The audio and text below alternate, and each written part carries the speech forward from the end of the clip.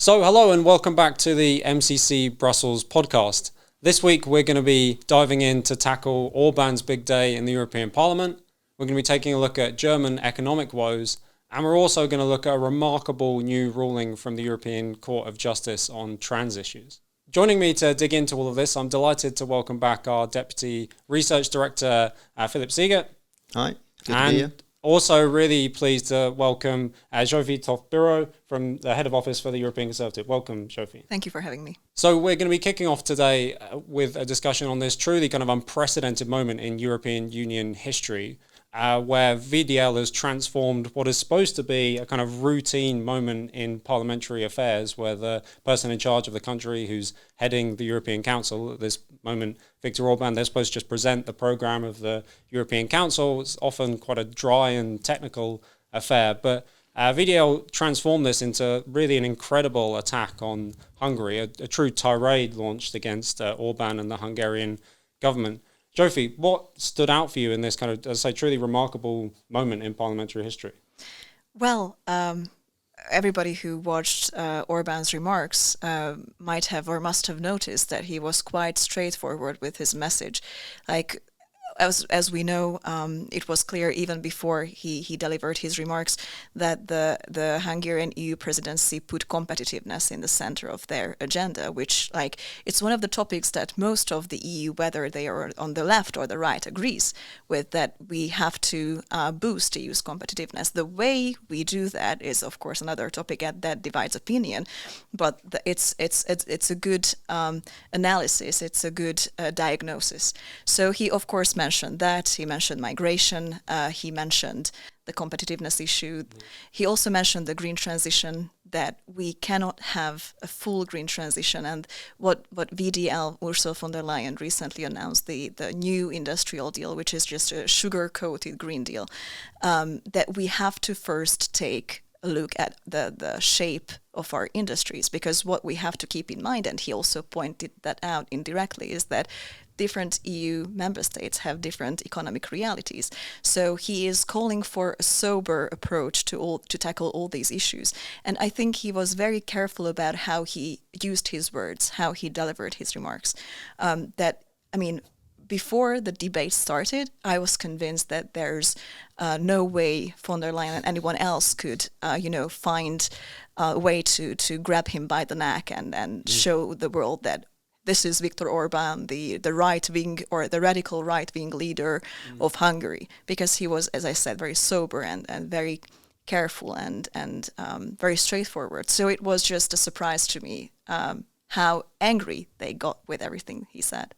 Yeah, I mean, Philip, we might have I personally expected a few set-piece moments from some MEPs who have been desperate to criticise Orbán for ages, but I mean, this really is almost transformed into a fundamental attack on Hungarian sovereignty. It looks almost like VDL is trying to kind of instigate regime change in Hungary. Well, I guess this is going a bit far, but the rhetoric was indeed very aggressive against the government of Hungary. I think that Ursula von der Leyen finds herself in a position which she did not expect with respect to the power play within the parliament, given that Orbán and his allies managed to establish the Patriots for Europe group, which is more important than most observers would have anticipated before June, before this summer. So I guess that part of this aggressive rhetoric is actually political calculus to get a coalition, to get enough voices together to confirm the commissioners that she has put forward as candidates in the parliament. So I suppose that a part of this aggressive rhetoric can be explained by, let's say, the political calculations to get the support from centre-left and left part of the parliament for a proposed commissioners' collegium. And the other thing is that it's a clash of narratives.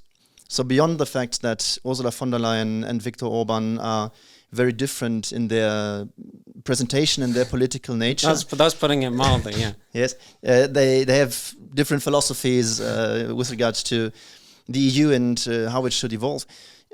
But there is a clash between the two on the construction, the building of the European Union, which is at its basis still an intergovernmental organization, and as such one of the governments present, the Hungarian one, has as much to say as other governments, even if it's a smaller country, than, for example, France, Germany, or Italy.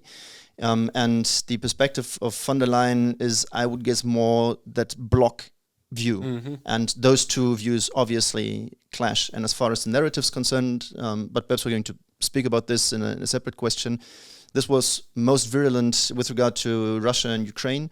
And beyond the analysis that to make of the situation, which also differs, it's really a clash of the narrative. Where should this conflict head, and where should Europe push this conflict? In what direction should it go from the European point of view?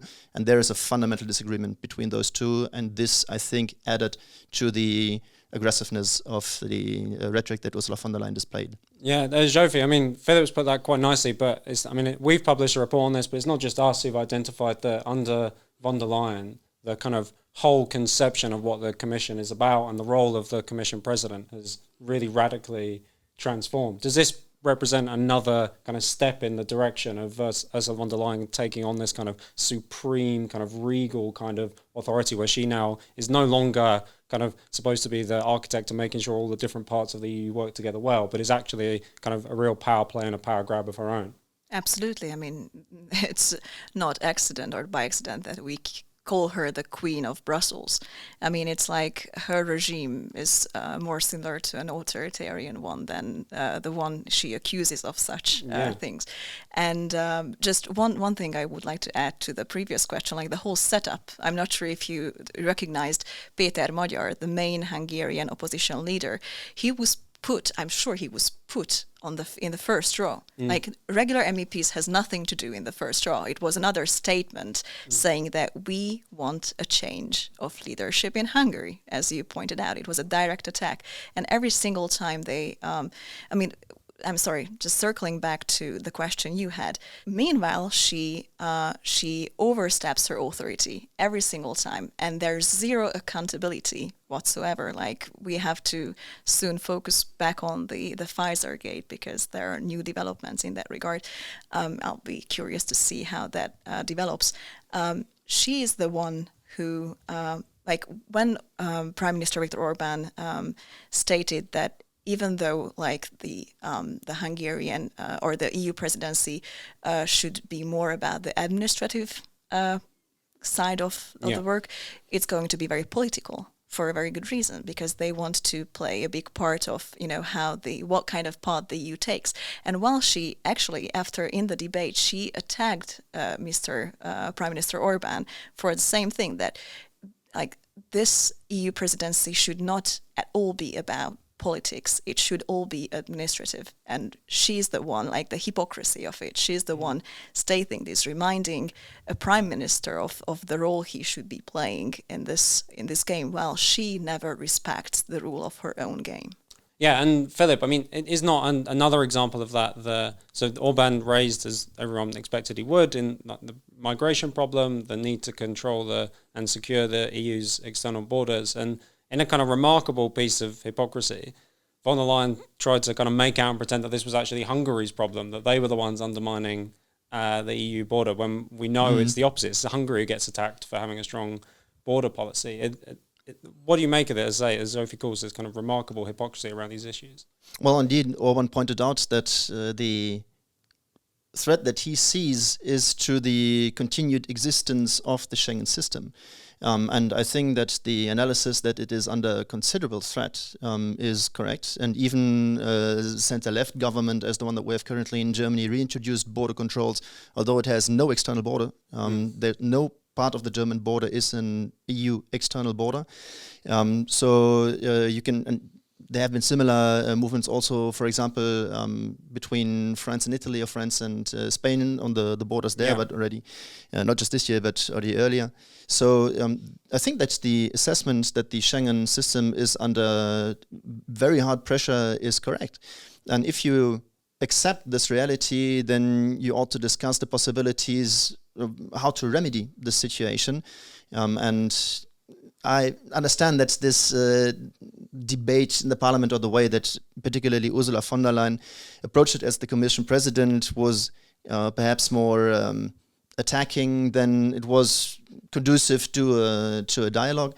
But still, it's not particularly useful to answer such considerations by attacking the person who utters them. No one is particularly surprised by it, given the cordial friendship between von der Leyen and Orbán. But still, that was not particularly useful and certainly doesn't address the fundamental problem. And this is one that is going to accompany us for the next months and years. Yeah, I think it's really remarkable that even the kind of bootlicking journalists of the European Union, even they've kind of been forced to recognize that this is a watershed moment in European Union history where a Commission President kind of really transforms their role and takes it right to a national leader. I think what also clashes, and now really strongly clashes between von der Leyen and Orbán, is that Orbán, and he's not the only one, but he's the most visible one, reminds her and the EU apparatus of a principle that infringes upon regularly and systematically, which is subsidiarity. And this is something that the particularly European Commission President such as Ursula von der Leyen, who stated that she wanted her commission to be a political commission, although the EU is by nature an administrative body. So those two things clash very harshly and probably are going to continue to do so, but reminding not just her but the EU as such of the importance of subsidiarity is something which is very important to do, and also very much in the spirit of the EU treaties themselves. I just wanted to add the case of Salvini. I mean, when it comes to protecting Europe's external borders and the persecution, basically, that he suffers back in Italy, the fact that he was only fulfilling his duties in protecting Europe's external borders, and he's facing a 6-year, he's not facing, but that's what they want him to be facing, a 6-year prison term. It's just like, it's unheard of, it's unacceptable, and the fact that Ursula von der Leyen never even said a word about, on behalf of Salvini and the undemocratic persecution that they are putting him through, and yet she's attacking Viktor Orbán for doing the same, basically protecting Europe's external borders. Like, it's all connected, and I wanted to point out the hypocrisy again. As we mentioned, one of the big priorities for Orbán, but really one of the big priorities for everybody at the moment, is the competitiveness question, which is really expressing the kind of what seems to be a fundamental crisis in European economies. And we see this very strongly in what's supposed to be the real industrial and economic motor of the European Union in Germany. You only need to, we've had reports in the last weeks of loads of companies moving away, even kind of big foundational ones like Volkswagen thinking about changing where they locate their factories. And it's well reported the spiking energy prices in Germany, the difficulties even people having in heating their houses, the whole raft of problems at the core of the German economy. And it seems that the moment, the prognosis is pretty dire for Germany. What do you make of the economic situation in Germany for that? Quite many commentators in Germany and beyond agree on the problem that Germany faces is not one of economic conjecture, if that's the appropriate word, but it's a structural problem. So it's not one of, let's say, short cycles, or which is a situation of normal up and down in supply and demand. But the trouble Germany is facing is really structural. Energy prices have indeed come down compared to last year, but it didn't change, at least so far, the move away from the German companies that either relocate or completely leave the country. And the most famous example over the past 2 years is Linde, which was I think even the biggest company in the German DAX, which is the stock exchange, the major stock exchange in Frankfurt, and that was a shock moment for the economy and for policymakers. I don't think much has been learned of this, and if you look at, to just name two sectors, if you look at the small and medium-sized enterprises, which are a good indicator for the future development of German economy. And traditionally the backbone of the German economy. Still, right? And still are. They have been for a century and a half the backbone of the German economy. And many are closing shop or moving away. And interestingly enough, the main reason that they cite, they include obviously energy prices, but the most important one that is usually cited is red tape. So it's the bureaucratic burden, which is even more of a factor for them to leave the country and leave actually the European Union in many instances than the energy prices. And one thing that the current German government adds is regulatory uncertainty. So beyond the red tape that comes from Brussels, there is the uncertainty from the coalition in Berlin, the tripartite coalition of Social Democrats, Liberals and Greens, which is not particularly surprising given that they have different economic philosophies. And trying to bring those together to form a common program on how to do economic policy created all sorts of conflicting messages that went to the economic actors. And while they can do with burden, they cannot do with uncertainty. And so this move away is something that we are going to continue to see for, I think, quite some time. And just the other example, and I think this is an interesting indicator for those who are interested in how the German economy might develop on the industrial side. The manufacturers of machines, of complex machines, from cranes to complex robotics, are the ones that are currently it's one of the sectors that suffers the most right now. And they produce the tools for other industrial sectors to be active. So they get less and less orders from their clients, which means their clients, which is large parts of the German industry, is doing badly. And this entire development of the economy is probably going to continue beyond the current coalition government. So yes, the problem of Germany is structural, and so far the policies or the suggested policies that come out of Berlin are no remedy that the economy would accept. And just last note, even the Bund Deutscher Industrieller, which is the most important platform of the industry to put forward their policy options or how they view the political development of the country, they are normally very, let's say, polite in how they react to government policies. And they started to be not as direct as Ursula von der Leyen with Orbán, but they changed their tone towards the German federal government. So I think there are important shifts going on there, and not to the better. Yeah, I mean, Jofi, you've already mentioned it, but the kind of enormous amount of, Philip's mentioned it, regulation, as well as the energy price resulting from green policies, is surely a huge, huge issue for Germany, which has relied in its recent economic past on the ability to take energy effectively and convert it into either chemicals or complex machines or cars and all the rest of it. Without that kind of motor of the German economy, is the situation kind of actually really desperate for Germany? To what degree do we lay the blame at some of these green policies? Instead of the green policies, if I may, I would focus on the Draghi report and the radical protectionism that the EU wants to pose on Germany, and which Scholz disagrees with. So I'm no financial expert, but the joint borrowing is a risky path. It could be the only path forward or way forward to effectively invest in Europe's self-sufficiency and competitiveness, but it may also prove to be proven detrimental, because I have said before, I believe European member states have very different economic realities. And another thing that we should keep in mind that that one cannot solve this issue in isolation. I mean, all the issues that Europe is facing now are somewhat connected, very much connected when it comes to demography, migration, declining competitiveness. These issues should be viewed holistically, in my opinion. The Hungarian EU presidency put competitiveness in the center of their agenda, and as based on the previous remarks of various Hungarian politicians, we see that they agree with most of or plenty of the issues that Draghi raises in their report. What they don't agree with is transforming the EU in a permanent debt union.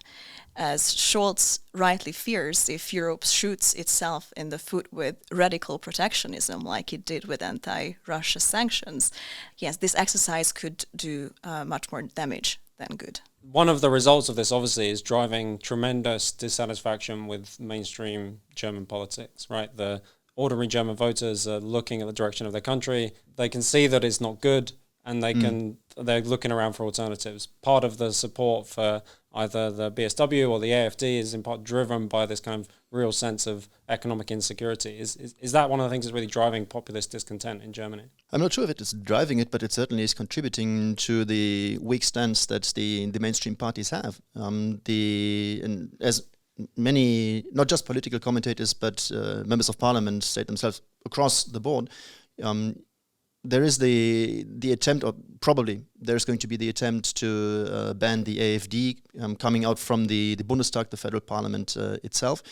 It's likely to be indeed proposed to the parliament. I don't know if it's going to come through the parliament, but after this initiative, which is ongoing, a number of lawmakers have said that's one possible idea, but it's not going to solve the economic problem. It's not going to solve the migration policy problem. It's not going to solve the number of problems that are at the basis of contesting vote.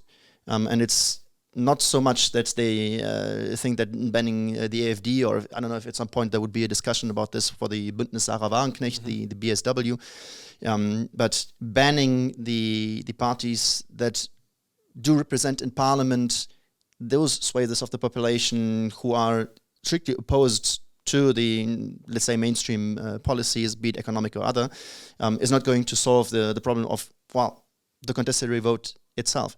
And I think that the economic component is going to become more and more important.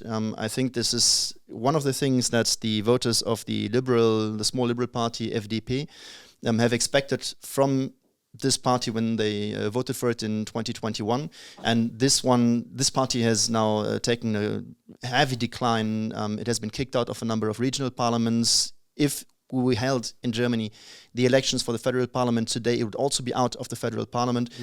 So they say the voters also of the very centrist FDP say, we would like to have some common sense economic policy. We don't get it from a government, even where FDP as a small partner is involved. So we want to have another solution, because obviously at the end, if you have an economic decline, even if it's for some sort of greener good or greener future, you're going to have obviously less societal peace, more conflicts of distribution, and that is something that is going to be detrimental to society as a whole. Yeah, and Joe, I mean, it's quite a remarkable situation that German politics has got itself into, isn't it? That you have kind of rising discontent around the economy, around immigration, around a whole range of issues, and instead of even beginning to think to address some of these problems, the response of mainstream parties is, right, we'll just ban anybody who opposes us.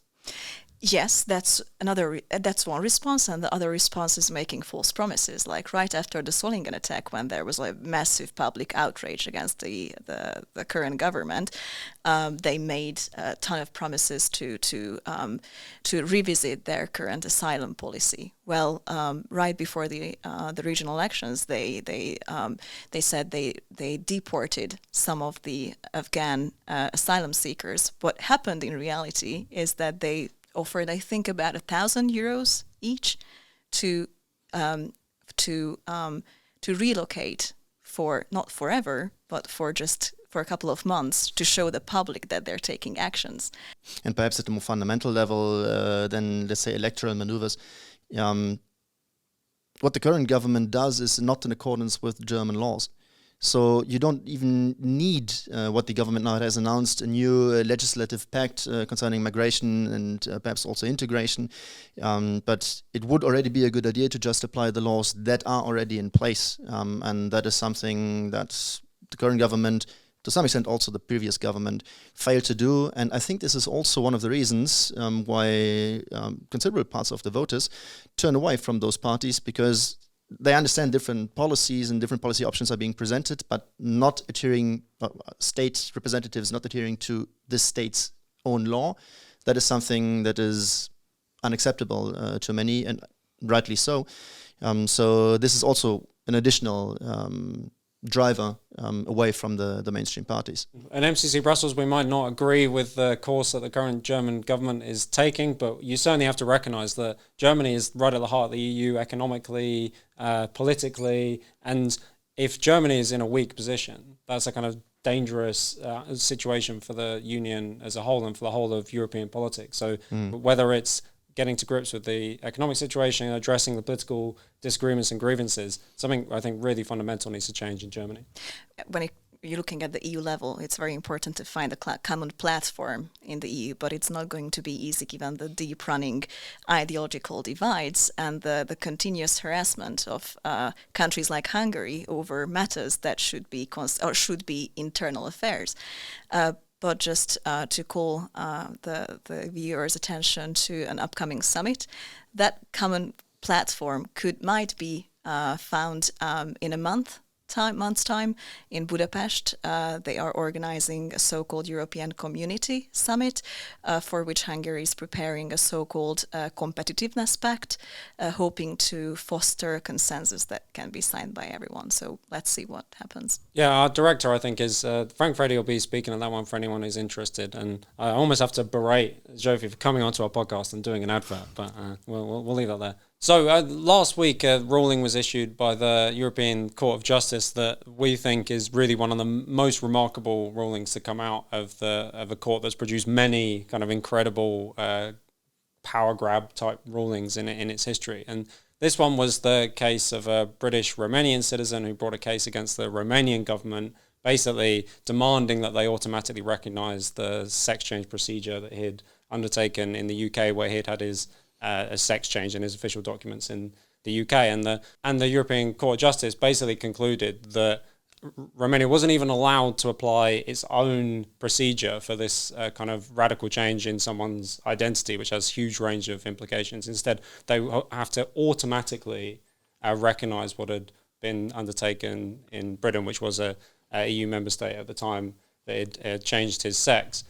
Is this one of the kind of most remarkable grabs of sovereignty, essentially by the court? They're saying, aren't they, that these really complicated, sensitive matters of personal identity, sexuality, sexual identification now are not matters for individual countries and their elected representatives to sort out, but should be automatically enforced at the common EU level. It's interesting to look at the argument that the ECJ made for it, and this is something that shows the evolution of the jurisprudence of the ECJ since the first landmark decisions such as Cassis de Dijon in I think the 60s, which is about the functioning of the common market.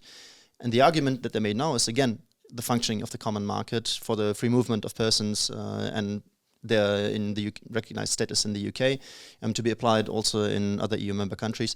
Though I'd have to check. I think that the decision in the UK was taken in 2021. The procedure was begun before that, but the decision itself, but that would have to be checked, I think was taken in 2021 when the UK was not an EU member state anymore. But in any case, the interesting move over the decades of the ECJ is that it continues to follow two prime principles, which is individual rights and the development, the further integration of the single market in especially its four components, the free movements. And this is something that at the beginning was really rather economical, and it was particularly about the movement of goods and the movement of capital. And it is something that is now ever more conflicting with public order in the different states. And the notion, for example, of what constitutes a family, what constitutes a man and a woman, what civil rights are attributed to a specific status in the various European countries, that is something that is part of a historically grown public order. And obviously there is a cooperation between, an agreement between the European states on quite a large number of elements that constitute public order, and minority protection is one of them. But the ECJ has the tendency to push that as far as possible based on an essentially economic argument. And this is where the argument made by the ECJ and the effect on public order in the European states is conflicting even at a logical level. Yeah. So I'm curious to see how the Romanian government is going to deal with this in the Romanian parliament. And how other states are going to react to to jurisprudence by the ECJ in completely different fields of policy, but which have the same effect of conflicting with public order of, I don't know, Italy or Denmark or Portugal. So I think there's an increasing conflict between the ECJ and its push for ever more individualized, if you will, atomized interpretation of rights that would be enshrined in EU legislation, and even this is, to some extent at least, contestable, and the public order in the various European states. And just one last thought on this. If the acceptance of the EU as such in the European populations is continuously declining over the past 10, 15 years, it is also due to such rulings and decisions by the European Commission or legislation by the European Parliament that goes against public order in various states. And this is something that does not affect just this group or one group, but has a fundamental impact on societies as a whole. And this is something that cannot have a good outcome for EU stability and the acceptance of the EU structures within the European population. Yeah, I mean, it was a Freudian slip, but a true one. This does amount, does it not, to kind of legislation, and it's remarkable. You might have thought that freedom of movement was about being able to work or live in different countries, but in fact, Zsófi is now taken to mean that countries have to accept whatever the kind of most radical, most cutting-edge version of trans ideology is now effectively has to be kind of automatically applied across the EU. Oh yes. One thing to keep in mind when it comes to ECJ's ruling is that it's not the ECJ's ruling itself what's important, but whether the Commission picks it up to justify, one of its ideological blackmail operations against the member states, just like in the case of Hungary or Poland under the previous government. I'm not sure if you remember, but it's not the first ruling against Romania. There was one 1 year ago, about 1 year ago, that said that Romania violated basic human rights by not allowing same-sex civic unions. The same ruling, by the way, that Poland got recently. And Romania's answer was basically, no thanks, we won't do it, because arguing that the society is not ready for this change. And the Commission left it alone. By the way, when it comes to Romania's weird behavior and the Commission response to it, I mean, it's not a weird behavior to oppose such a thing. I mean, I personally, and I think we all agreed that that was the right thing to do. But a recent report showed that Romania is the worst EU member state in terms of non-compliance with EU court rulings. And despite this fact and many others, Ursula von der Leyen gave executive vice presidency to Romania. So this all proves that the EU doesn't really care about the LGBT issue. It's another political tool or weapon to be used against, the opponents whenever it is in the interest of the virtue signaling, because it indeed is virtue signaling EU establishment.